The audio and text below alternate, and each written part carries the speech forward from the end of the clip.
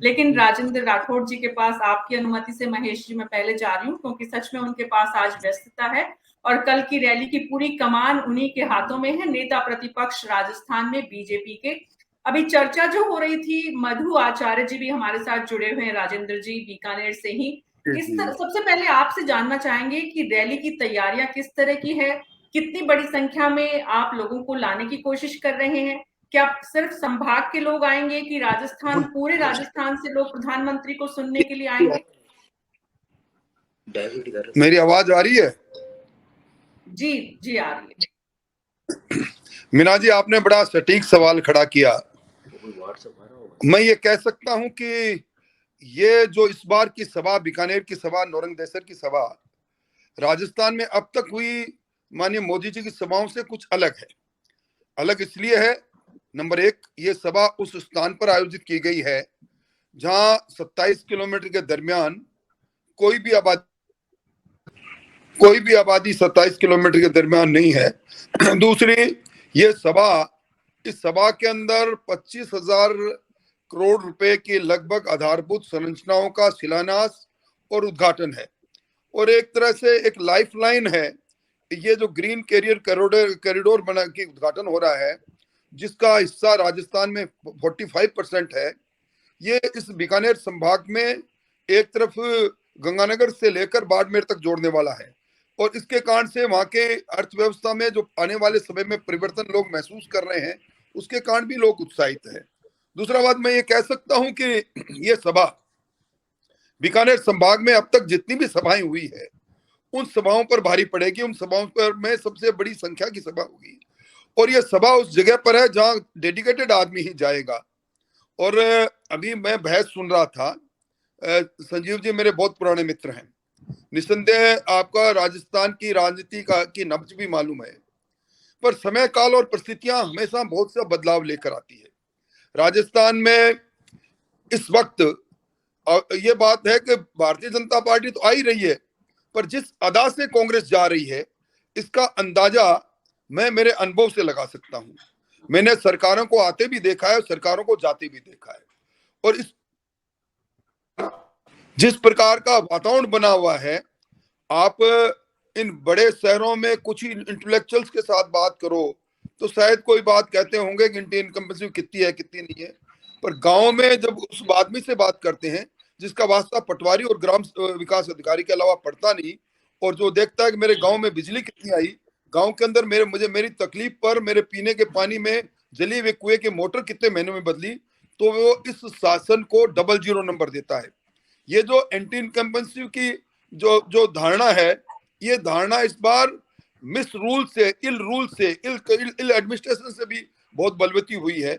और मैं कह सकता हूं कि जब कोई भी इस प्रकार की सभा, जिस सभा के अंदर दोनों चीजें हो, जो एक तरफ उसमें लोगों को उम्मीद हो कि हमारे इलाके में कुछ आने वाले समय में एक परिवर्तन होगा, और दूसरी तरफ दुनिया के सबसे लोकप्रिय नेता भी हो, तो दोनों को लेकर ये सभा इस संभाग की राजनीति में एक घुमावदार बदलाव लेकर आएगी।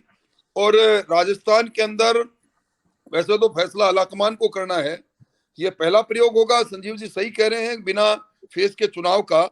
पर राजस्थान के अंदर कांग्रेस के अंतर्विरोध ने जिस प्रकार का वातावरण बनाया है, एक छत्र कांग्रेस में भी नहीं रहा, इसलिए इस बार राजस्थान के अंदर किसी भी तरह चुनाव लड़े, भारतीय जनता पार्टी की राह बड़ी सुगम रहेगी।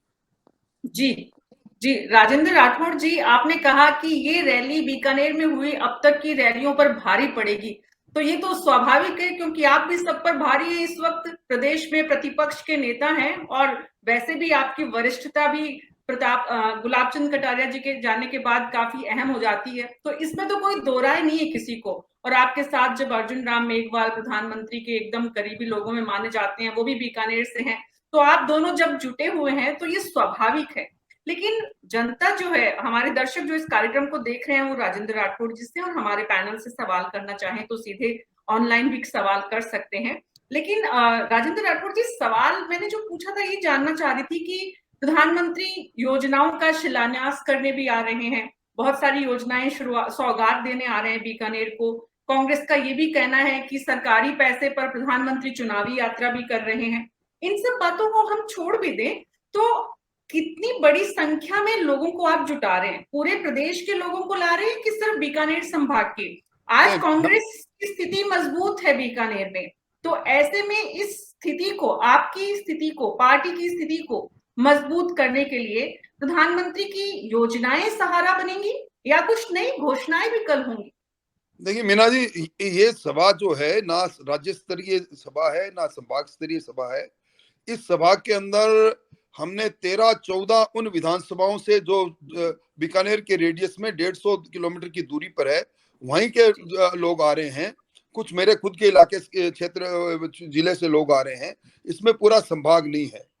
परंतु मैं ये जरूर कहूंगा कि इस सभा के साथ लोगों की उम्मीदें और लोगों की इस शासन के प्रति नाउम्मीदें दोनों का मिश्रित एक तरह से इस सभा पर प्रभाव पड़ेगा। और रहा इस बात का कि सरकारी खर्चे पर प्रधानमंत्री जी सभाएं कर रहे हैं, सरकारी कार्यक्रम अलग है और ये हमारी सभा, पॉलिटिकल सभा हमारी अलग है। और जहां तक जो मित्र सवाल कर रहे हैं, जरा कोई उनसे पूछे कि ये महंगाई राहत कैंप में ये आपके प्रभारी जी और आपके सह प्रभारी जी ये कौन से कॉन्स्टिट्यूशनल पोस्ट में है जो बड़ी अदा से पधार कर और वहां भाषण ठोक रहे हैं? उन लोगों को, जिन लोगों को री रजिस्ट्रेशन के नाम पर आप एकत्रित करते हैं, तो उनको कोई नैतिक अधिकार नहीं कि वो इस प्रकार का सवाल खुद कर, जो अपने कामों को जिस तरह अंजाम देते हैं वो दूसरों पर आक्षेप लगा कर करें। पर मैं ये कह सकता हूं कि जिस प्रकार का यहाँ लोगों में उत्साह है, इस बार ये सभा निर्जल स्थल पर है जहाँ कोई नहीं, आसपास एबिटेशन नहीं है, तो उस सभा में लोगों का पहुंचना, अपने साधन से पहुंचना, और आप मीना वाको तो बीकानेर संभाग में, बीकानेर के अंदर और अपने पूरे संभाग में जो दूरियां हैं, हमारा आबादी का घनत्व तो कम है, इसलिए इस सभा में लोग जाएंगे तो एक अपनी इच्छा शक्ति से जाएंगे।